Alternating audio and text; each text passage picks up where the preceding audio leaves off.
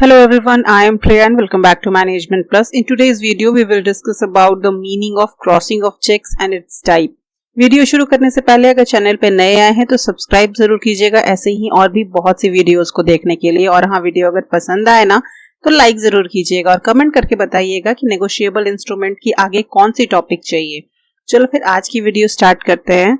देखिए, मैंने इसके पहले एक बेसिक्स की वीडियो दी थी, मतलब चेक क्या है, उसकी मीनिंग क्या होती है, उसके टाइप्स कितने होते हैं। तो वहां पे मैंने क्रॉस चेक पढ़ाया था, जिसमें मैंने आपको बताया था कि क्रॉसिंग क्या होती है। बेसिकली आपने चेक के बारे में पढ़ा, और अगर उस वीडियो को आपने नहीं देखा ना तो उसका लिंक ऊपर आपको आई बटन पे मिल जाएगा और नीचे डिस्क्रिप्शन पे उसका लिंक मिल जाएगा, आप उसको देख लीजिएगा तो आपकी बेसिक थोड़ी अच्छी हो जाएगी चेक के मैटर में। तो देखिए, बेसिकली क्रॉसिंग का मतलब क्या होता है कि एक चेक जो होता है ना, चेक के लेफ्ट साइड के टॉप कॉर्नर पे आप दो ट्रांसवर्स पैरेलल लाइन खींच देते हैं। बेसिकली कुछ नहीं करना, ट्रांसवर्स पैरेलल लाइन बनाना है। और ये क्या होता है, ये एक इंस्ट्रक्शन होता है जो आप अपने बैंकर को देते हैं। अब क्या इंस्ट्रक्शन, जैसे सपोज मेरा एक बैंक अकाउंट है तो मुझे किसी को चेक इशू करना है और मैंने ऊपर में लेफ्ट साइड में टॉप पे दो पैरेलल लाइन खींच दिया।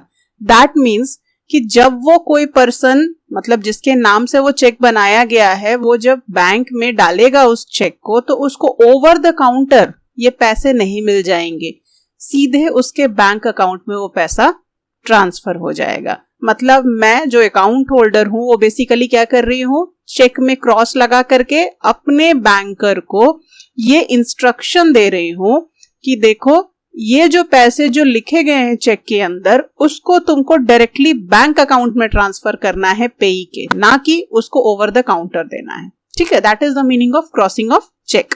Crossing of check is nothing but instructing the banker to pay the specified sum through the banker only. Clear?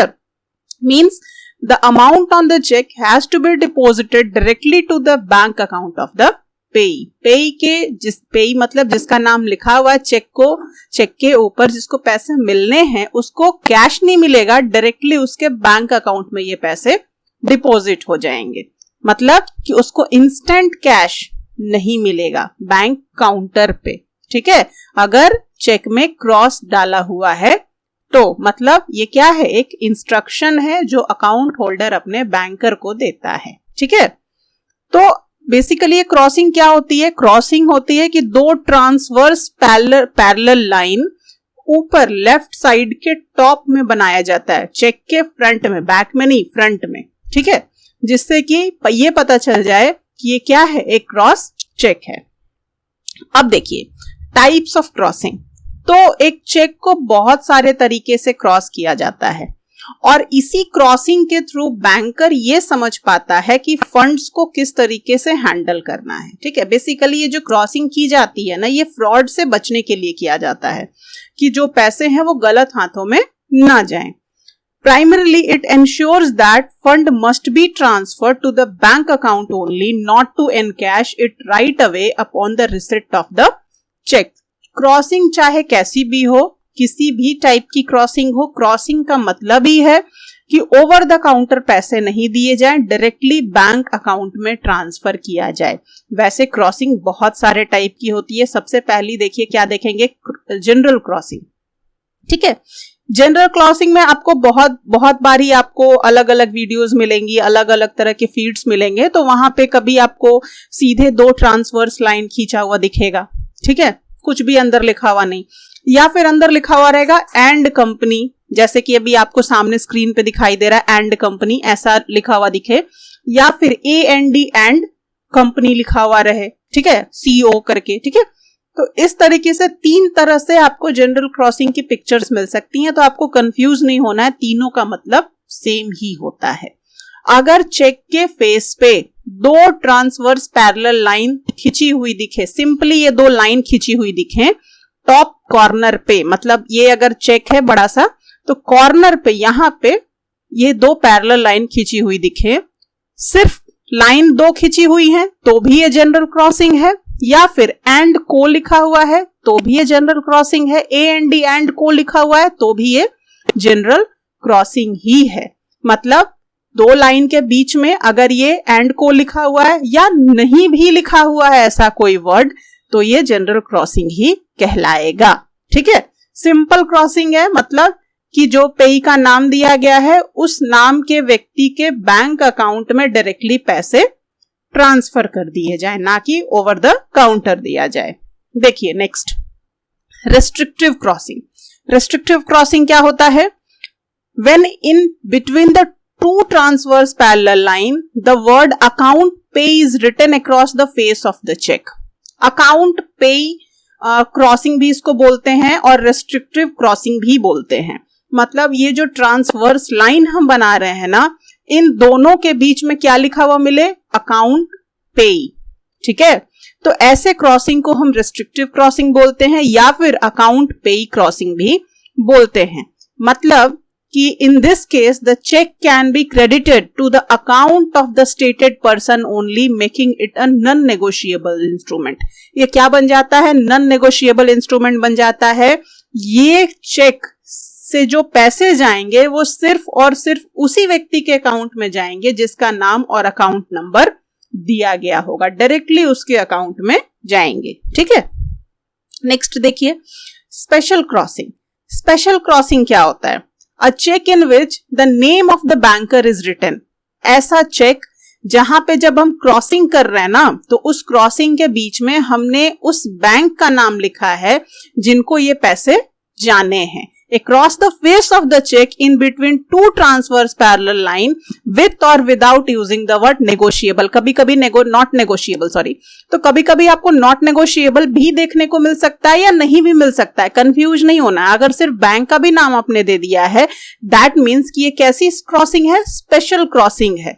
जो पेइंग बैंकर है उसको ये इंस्ट्रक्शन दिया जाता है कि सर्टेन सम ऑफ मनी जो कि चेक में लिखा गया है आपको सिर्फ उसी बैंकर को पे करना है जिसका नाम इस क्रॉसिंग के अंदर दिया गया है। मतलब यहाँ पे स्टेट बैंक ऑफ इंडिया का नाम दिया गया है, तो सामने वाला व्यक्ति जो चेक बना रहा है वो अपने बैंकर को इंस्ट्रक्शन दे रहा है। सपोज कि मिस्टर XYZ है कोई, ठीक है, XYZ पेई हैं जिनके नाम से चेक बनाया जा रहा है 1 लाख रुपए का। तो बनाने वाला जो ड्रॉर है वो ये अपने बैंकर को इंस्ट्रक्शन दे रहा है XYZ पर्सन को 1 लाख रुपए उसके स्टेट बैंक के अकाउंट में ट्रांसफर कर दो।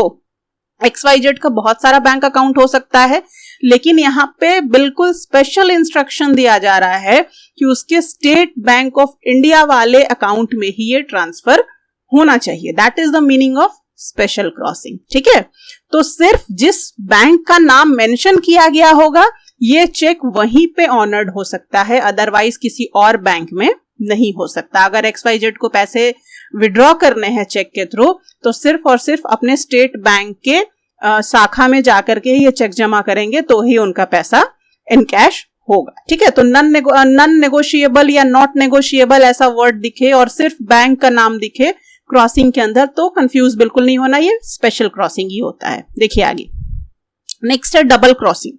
डबल क्रॉसिंग का क्या मतलब होता है?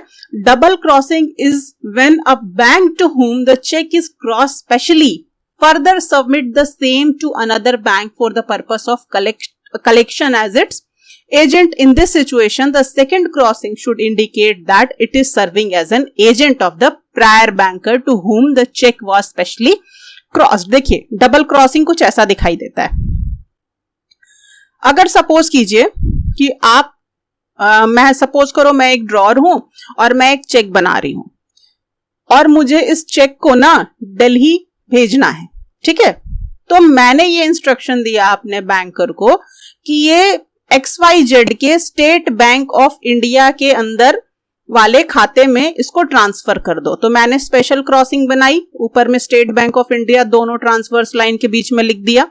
ठीक है, अब मुझे रिकॉग्नाइज हुआ कि मैं जब दिल्ली भेज रही हूं ना, तो दिल्ली में हो सकता है ऐसा कि स्टेट बैंक ऑफ इंडिया का कोई ब्रांच ही ना हो। तो अब सामने वाले को तो मैंने इंस्ट्रक्शन दे दिया बैंकर को, और ये चेक भी इस इंस्ट्रक्शन के थ्रू बनाया है कि सिर्फ स्टेट बैंक ऑफ इंडिया में ही इन कैश होगा। अगर वहां पे ब्रांच नहीं हुआ तो क्या करोगे? तो वहां पे कोई ना कोई ऐसा बैंक होगा जो कि स्टेट बैंक ऑफ इंडिया का एजेंट होगा। ठीक है, जो उसके लिए रिप्रेजेंट करता होगा, वर्क करता होगा।